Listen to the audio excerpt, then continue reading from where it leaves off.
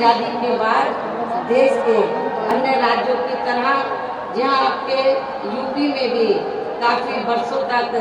ज्यादातर कांग्रेस पार्टी ही सत्ता में आसीन रही है। यही स्थिति केंद्र में भी थी, लेकिन कांग्रेस पार्टी की जातिवादी व पूंजीवादी सोच होने के कारण उस समय कांग्रेस पार्टी की रही सरकार में सभी जाति व धर्मों में से जो लोग अपने खुद के इस प्रदेश में रोटी रोजी नहीं मिलने के कारण उसकी तलाश में व मजबूरी में यहाँ से बड़ी संख्या में अपनी रोटी रोजी के लिए पलायन करके दूसरे राज्यों में चले गए थे। तो उनमें से इस बार अधिकांश लोग कोरोना काल में वहां से पलायन करके फिर से अपने खुद के प्रदेश यूपी में वापस आ गए थे और लगभग यही स्थिति कुछ और राज्यों में भी हमें देखने के लिए मिली है। किंतु इनके लिए यूपी में भी आकर अति दुख की बात ये रही कि यूपी की वर्तमान भाजपा सरकार ने ना तो इनकी रोजमर्रा की जरूरतों को पूरा किया तथा ना ही इनको रोटी रोजी के साधन देकर इन्हें यहाँ स्थापित करने का भी कोई प्रयास किया है, जिससे दुखी होकर तब ये लोग यूपी से लॉकडाउन के हटते ही यहाँ से पुण्य पलायन करके अपनी रोटी रोजी के लिए फिर से दूसरे राज्यों में वापिस चले गए। इसके साथ ही यहाँ अति दुख की बात ये भी रही कि उस समय यूपी में कोरोना से जिन लोगों की मृत्यु हो गई थी तो उनके दाह संस्कार के लिए भी यहाँ की भाजपा सरकार ने लकड़ी तक का भी कोई उचित प्रबंध नहीं किया था, जिसके कारण फिर बड़ी संख्या में इनके शव यहाँ गंगा यमुना नदी नालों आदि में बहते हुए हमें नजर आए हैं। इससे इनके संस्कारों का भी काफी कुछ पता चलता है। इतना ही नहीं बल्कि उस दौरान इनके प्रति अन्य पार्टियों का भी रवैया लगभग एक जैसा ही हमें देखने के लिए मिला है। और इस मामले में वैसे आप लोगों को ये मालूम है कि खासकर यूपी व बिहार के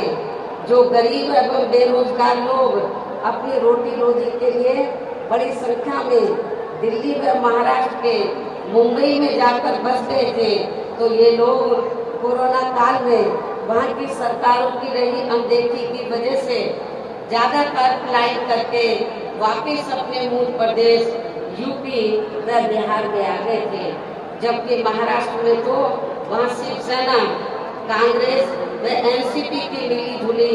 सरकार चल रही थी, जिन्होंने ऐसे समय में भी इनके वहाँ ठहरने व खाने आदि की कोई भी उचित व्यवस्था नहीं की थी। और अब इन पार्टियों के लोग यहाँ यूपी में होने वाले विधानसभा चुनाव में अपने वोट की खातिर किस्म किस्म की लंबी चौड़ी बातें कर रहे हैं। इसके साथ साथ उस समय ओबीसी की पार्टी ने भी यहाँ यूपी में आकर ऐसे आए हुए लोगों में से अपने खुद के मुस्लिम भाइयों की भी कोई मदद नहीं की थी, जो अब यहाँ आकर खासकर मुसलमानों का वोट लेने के लिए काफी बड़ी बड़ी बात कर रहे हैं। और इस मामले में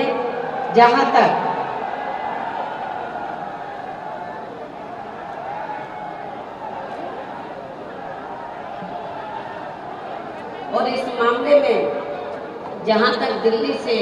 यूपी के लोगों का जबरदस्त पलायन करने का सवाल है, जहां पर श्री केजरीवाल के नेतृत्व में आम आदमी पार्टी की सरकार चल रही है,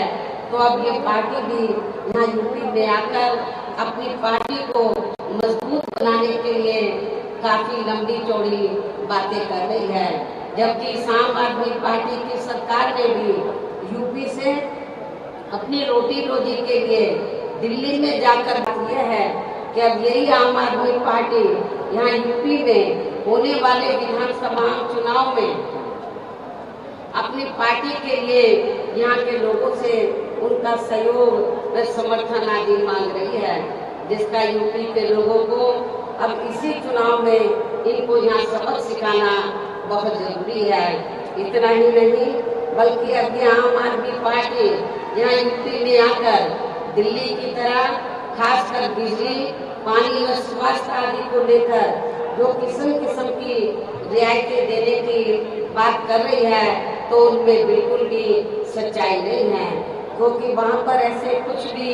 जमीनी हकीकत में कार्य नहीं हुए हैं, बल्कि इन मामलों में इनके कागजों में ही अधिकांश लीपापोती होती रही है। इसके साथ साथ अब ये आम आदमी पार्टी ये भी कह रही है कि दिल्ली की तरह ही यहाँ यूपी के लोगों को भी रोजगार दिए जाएंगे। साथ ही रोजगार नहीं दिए जाने पर उन्हें बेरोजगारी भत्ता भी दिया जाएगा, जिसमें भी रत्ती भर कोई सच्चाई नहीं है। ये बात बिल्कुल झूठ व हवाई है, क्योंकि यदि आम आदमी पार्टी ने दिल्ली में यहाँ बेरोजगार लोगों को रोजगार या बेरोजगारी भत्ता आदि दिया होता, तो फिर दिल्ली में जाकर बसे यूपी व बिहार के लोगों को भी कोरोना काल में दिल्ली छोड़कर यहाँ यूपी व बिहार में वापस नहीं आना पड़ता। इसलिए अब यहाँ बीजेपी, सपा व कांग्रेस पार्टी के साथ तो उनमें बिल्कुल भी सच्चाई नहीं है, क्योंकि वहाँ पर ऐसे कुछ भी जमीनी हकीकत में कार्य नहीं हुए हैं, बल्कि इन मामलों में इनके कागजों में ही अधिकांश लीपापोती होती रही है। इसके साथ साथ अब ये आम आदमी पार्टी ये भी कह रही है कि दिल्ली की तरह ही यहाँ यूपी के लोगों को भी रोजगार दिए जाएंगे। साथ ही रोजगार नहीं दिए जाने पर उन्हें बेरोजगारी भत्ता भी दिया जाएगा, जिसमें भी रत्ती भर कोई सच्चाई नहीं है। ये बात बिल्कुल झूठ व हवाई है, क्योंकि यदि आम आदमी पार्टी ने दिल्ली में यहाँ बेरोजगार लोगों को रोजगार या बेरोजगारी भत्ता आदि दिया होता, तो फिर दिल्ली में जाकर बसे यूपी व बिहार के लोगों को भी कोरोना काल में दिल्ली छोड़कर यहाँ यूपी व बिहार में वापस नहीं आना पड़ता। इसलिए अब यहाँ बीजेपी, सपा व कांग्रेस पार्टी के साथ साथ आम आदमी पार्टी, ओबीसी की पार्टी, शिवसेना व अन्य और भी पार्टियां जो अपने अपने वोट की खातिर अभी से ही यूपी की जनता को किस्म किस्म के वायदे कर रही हैं, तो वो केवल हवाई है, उसमें रत्ती भर भी दम नहीं है। वैसे भी इस बार चुनाव में सभी विरोधी पार्टियां अपने अपने चुनावी घोषणा पत्रों में कुछ ज्यादा ही प्रलोभन भरे चुनावी वायदे करने वाली हैं, जिनके बहकावे में भी प्रदेश की जनता को कतई भी नहीं आना है, जिन्हें सत्ता में आने के बाद ये पार्टियां अधिकांश अमल में नहीं लाती हैं। जबकि ये बात भी सर्वविदित है कि बीएसपी किसी भी चुनाव में अपना कोई भी चुनावी घोषणा पत्र आदि जारी नहीं करती है, क्योंकि बीएसपी कहने में बहुत कम विरोधी पार्टियों के किसी भी बहकावे में नहीं आना है, जिनका यहाँ के लोगों के प्रति असली चेहरा खासकर कोरोना काल में हमें काफी कुछ देखने के लिए मिला है, जिसे खास ध्यान में रखकर अब हमारी पार्टी का ये कहना है कि बीएसपी की सरकार बनने पर इस बार सबसे ज्यादा जोर हमारी पार्टी यहाँ के गरीब व बेरोजगार नौजवानों को रोटी रोजी के साधन उपलब्ध कराने पर ही लगाएगी, ताकि अब आगे इनको अपनी रोटी रोजी के लिए यहाँ अपने खुद के प्रदेश यूपी से कभी भी पलायन ना करना पड़े। और इस बार चुनाव में हमारी पार्टी का यही मुख्य चुनावी मुद्दा भी होगा। इसके साथ ही यूपी में हमारी पार्टी की रही चारों सरकारों ने यहाँ सर्व समाज में से खासकर दलितों, आदिवासियों, पिछड़े वर्गों, मुस्लिम व अन्य धार्मिक अल्पसंख्यकों तथा गरीबों, मजदूरों, बेरोजगारों, किसानों, छोटे व्यापारियों, कर्मचारियों, वकीलों व अन्य मेहनतकश लोगों के साथ साथ छात्रों, युवाओं, महिलाओं व बुजुर्गों आदि के हित एवं कल्याण के लिए जो भी योजनाएं व परियोजनाएं आदि चलाई थी, जिन्हें सपा व भाजपा सरकार ने अधिकांश रोक दिया है तो उन्हें फिर से शुरू किया जाएगा। साथ ही प्रदेश में बिजली, पानी, स्वास्थ्य व अन्य रोजमर्रा की सभी जरूरतों को भी समय से पूरा किया जाएगा। इसके साथ साथ प्रदेश में खासकर शिक्षा के क्षेत्र में तथा अन्य और विभागों के भी कर्मचारी जो आए दिन अपनी मांगों को लेकर धरना प्रदर्शन व हड़ताल आदि करते रहते हैं, तो उन सभी मामलों को निपटाने के लिए एक आयोग का गठन किया जाएगा और उनकी वाजिब मांगों को स्वीकार भी कर लिया जाएगा। साथ ही प्रदेश के जो भी क्षेत्र अति पिछड़े हैं तो उन्हें प्राथमिकता के आधार पर विकसित किया जाएगा। इसके साथ साथ डॉक्टर अंबेडकर ग्राम विकास योजना एवं मान्यवर श्री काशीराम जी शहरी समग्र विकास योजना को भी पुनः चालू करा के यहाँ गांवों व शहरों को फिर से विकसित किया जाएगा, जिनकी हालत अब यहाँ काफी ज्यादा खराब हो चुकी है। प्रदेश में अयोध्या, वाराणसी, मथुरा व अन्य सभी धार्मिक स्थलों पर लोगों की सुविधा के लिए बीएसपी की सरकार के पद चिन्हों पर चलकर वर्तमान भाजपा सरकार ने अभी तक जो भी कार्य शुरू किए हैं तो वे अभी पूरे नहीं हुए हैं, तो उन्हें बदले की भावना से रोका नहीं जाएगा बल्कि पूरा कराया जाएगा। इसके अलावा प्रदेश में सरकार बनने पर पहले नए हॉस्पिटल, मेडिकल कॉलेज एवं शिक्षण संस्थान आदि नहीं बनाए जाएंगे, बल्कि पहले से जो बने हैं जिनकी काफी दयनीय हालत हमें कोरोना काल में देखने के लिए मिली है, तो उन्हें पहले सुधारा जाएगा। इसी प्रकार प्रदेश में सड़कें व पुल आदि भी नए बनाने से पहले यहाँ पुरानी सड़कों व पुलों आदि को ही ठीक किया जाएगा ताकि कोई जनहानि ना हो सके। साथ ही प्रदेश के विकास व जनहित में केंद्र एवं स्टेट की अभी तक जो भी सही योजनाएं चल रही हैं तो उन्हें विरोधी पार्टियों की तरह बदले की भावना से रोका नहीं जाएगा। इसके साथ ही सपा व भाजपा सरकार की तरह दूसरी सरकारों के किए गए कार्यों के नाम बदलकर ये भी नाटक नहीं किया जाएगा। कहने का तात्पर्य ये है कि प्रदेश में सपा व भाजपा सरकार के सभी कार्यों की ईमानदारी से समीक्षा की जाएगी। जो कार्य सही व जनहित में हैं तो उन्हें जरूर आगे बढ़ाया जाएगा, अर्थात रोका नहीं जाएगा। इसके अलावा मेरी सरकार में वर्तमान भाजपा सरकार की तरह कानून व्यवस्था का सुधार केवल कागजों व मीडिया आदि में नहीं बल्कि जमीन पर ही लोगों को हकीकत में होता हुआ नजर आएगा। खासकर सपा सरकार में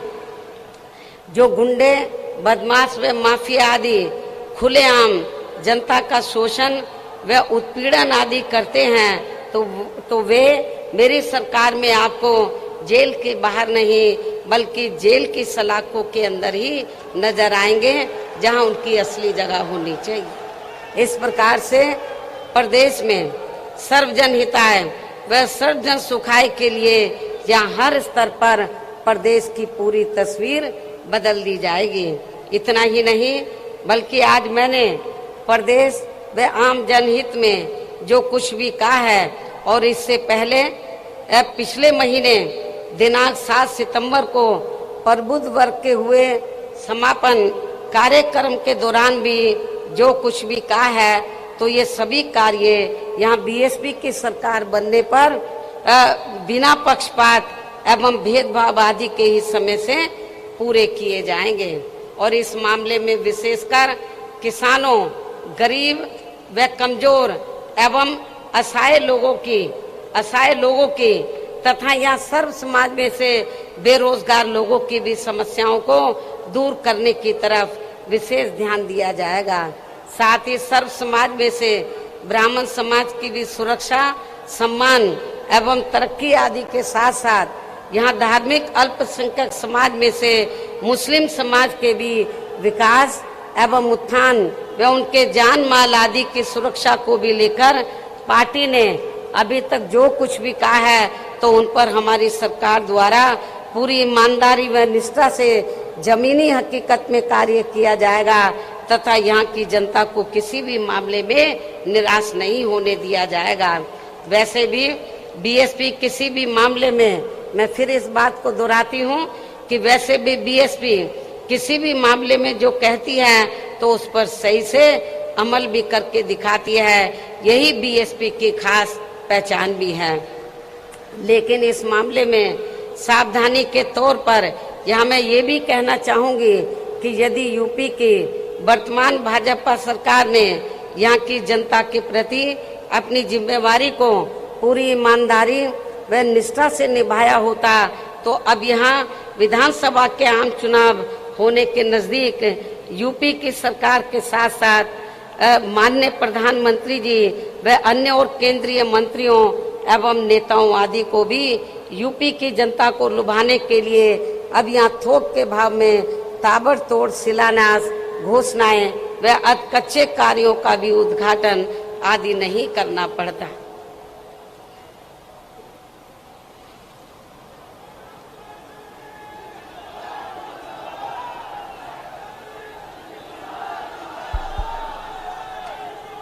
आवाज को ज्यादा मत खोलो। इसके साथ ही नाराज चल रहे किसानों को वे अपनी उपेक्षा को लेकर कुछ नाराज चल रही जातियों को भी साधने के लिए अब यहाँ इनको चुनाव के नजदीक खासकर जाट व गुर्जर आदि समाज के राजाओं की प्रतिमाएं लगाने व यूनिवर्सिटी आदि के भी नाम बेमन होकर नहीं रखने पड़ते,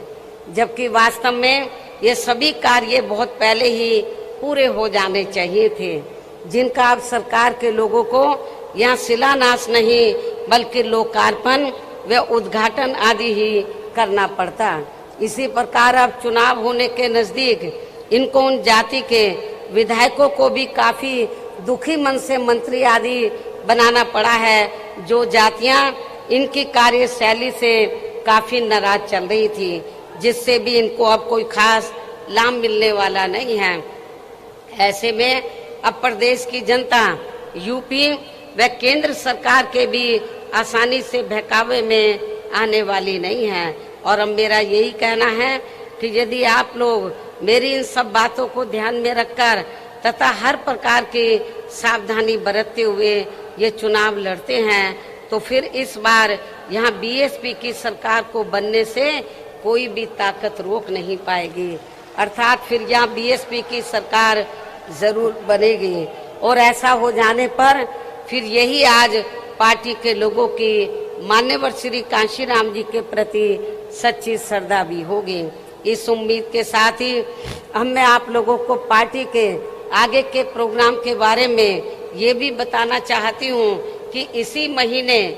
दिनांक 21 अक्टूबर सन 2021 से प्रदेश की प्रत्येक विधानसभा में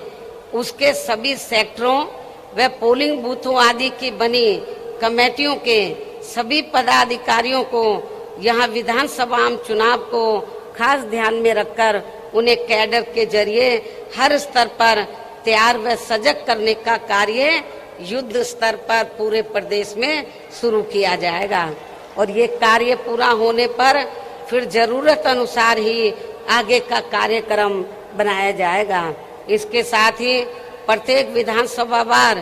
कैडर का ये कार्य पार्टी के केवल पूरे मंडल को देख रहे मुख्य सेक्टर प्रभारियों व पार्टी के स्टेट एवं केंद्रीय वरिष्ठ पदाधिकारियों द्वारा ही लिया जाएगा। इतना ही नहीं बल्कि आपकी मदद के लिए पिछले महीने 7 सितंबर को व आज 9 अक्टूबर को भी मैंने खासकर यहाँ यूपी में होने वाले विधानसभा आम चुनाव को ध्यान में रखकर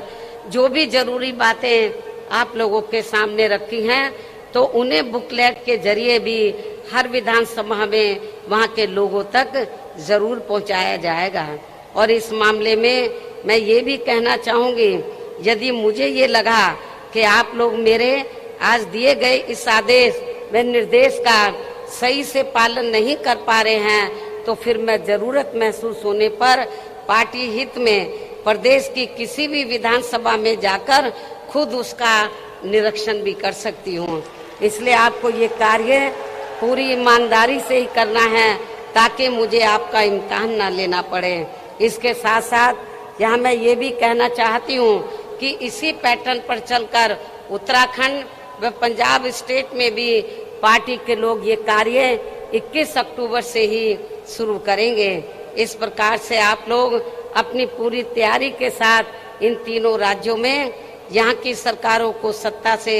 जरूर बाहर करेंगे। अर्थात आप लोग उत्तर प्रदेश में व इससे लगे उत्तराखंड प्रदेश में भी अपनी पार्टी की सर्वजन हिताय व सर्वजन सुखाय की सरकार जरूर बनाएंगे। साथ ही पंजाब स्टेट में भी बीएसपी व अकाली दल गठबंधन की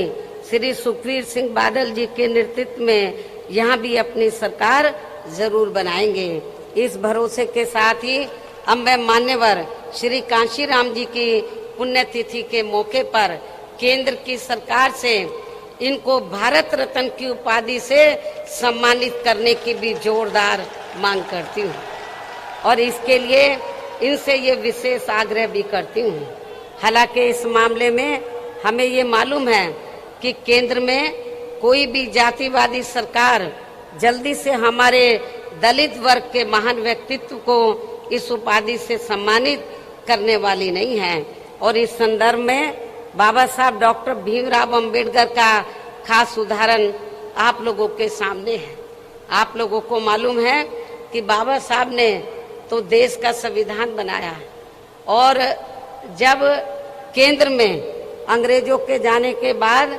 कांग्रेस सत्ता में आई, राज्यों में भी रही, तो कांग्रेस की जिम्मेवारी बनती थी कि बाबा साहब को भारत रत्न की उपाधि से सम्मानित करना चाहिए था। लेकिन कांग्रेस की केंद्र की सरकार ने बाबा साहब को भारत रत्न की उपाधि से सम्मानित नहीं किया और नतीजा क्या हुआ, हमारे लोग इसके लिए काफी संघर्ष करते रहे लेकिन सफलता नहीं मिली, क्योंकि कांग्रेस पार्टी नहीं चाहती थी कि दलितों को और खासकर बाबा साहब को ये सम्मान मिले। उसके बाद जब बीएसपी बनी और 1989 में जब केंद्र में जनता दल की सरकार बनी श्री बीपी सिंह के नेतृत्व में और कांग्रेस सत्ता से बाहर हुई और मिली जुली सरकार बनी